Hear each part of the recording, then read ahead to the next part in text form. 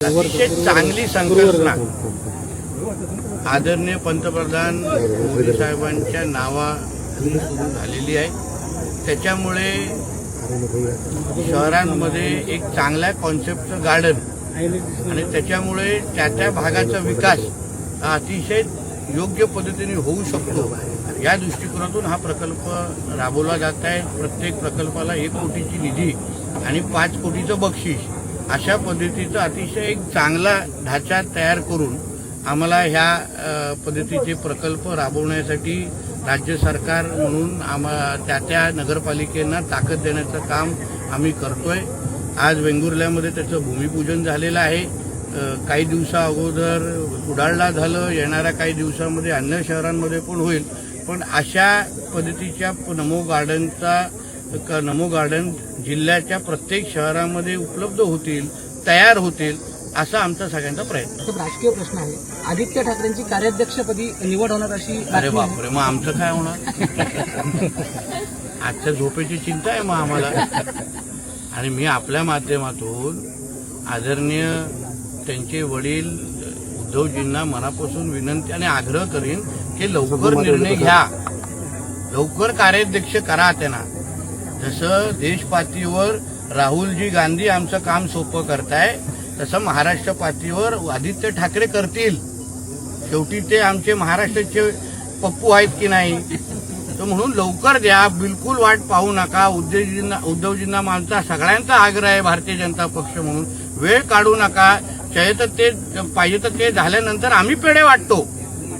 आणि फक्त एवढीच विनंती आहे की त्यांच्या कार्याध्यक्षाचा ठराव हा संजय राऊतांना मांडण्याची संधी द्या। मुंब्राचे नगरसेवक आहेत, मुंब्राचे MIMचे सहारा शेख, त्यांचं जात व प्रमाणपत्र अवैध झालेलं आहे आणि त्यांच्या वडिलांचं पण अवैध झालं आहे। तहसीलदारांनी गुन्हा दाखल करण्याची शिफारस म्हणजे काय, आता कैसा गायब किया हे म्हणण्याची संधी भेटेल आम्हाला। कैसा हराया को अभी कैसा गायब किया।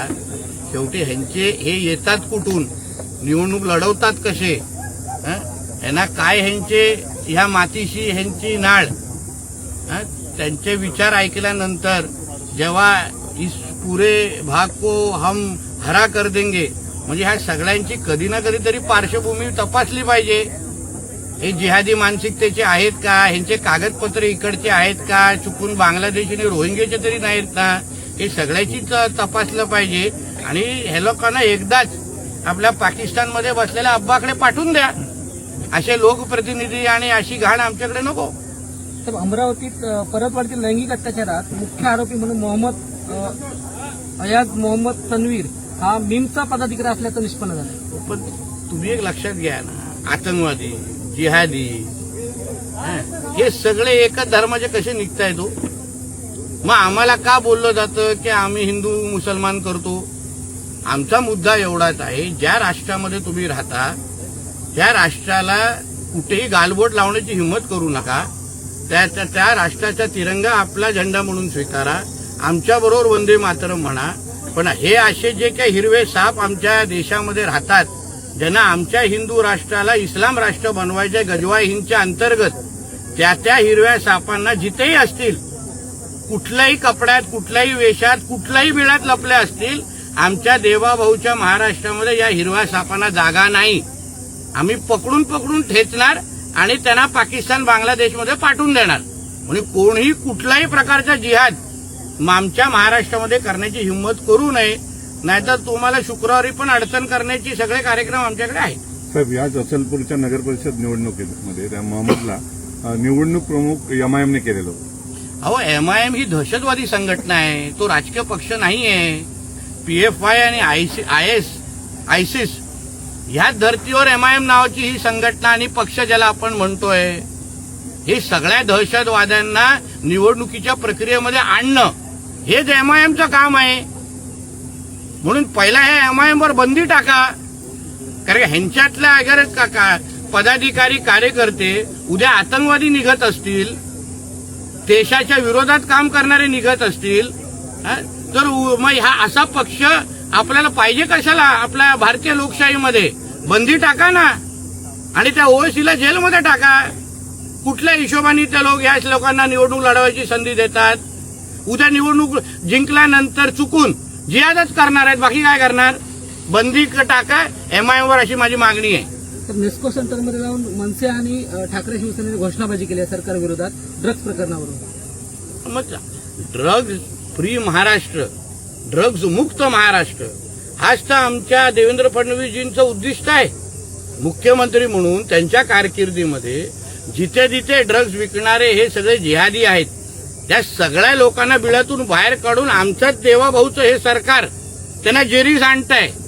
म्हणजे तुम्ही कितीही आंदोलन करा, काही करा, ड्रग्सच्या बाबतीमध्ये राजकारण नाही. ड्रग्सच्या बाबतीमध्ये सगळेजण आम्ही एकाच तर्फे आहोत आणि ड्रग्ज मुक्त समाज हाच आमच्या सरकारचा मुख्य हेतू आहे. म्हणून जे जे काही ड्रग्ज विकणारे आहेत, पिणारे तर कारवाई होणारच, पण जे विकणारे आहेत ते जे काही बिळात लपलेले आहेत त्या सगळ्यांना पकडून कारवाई होणार.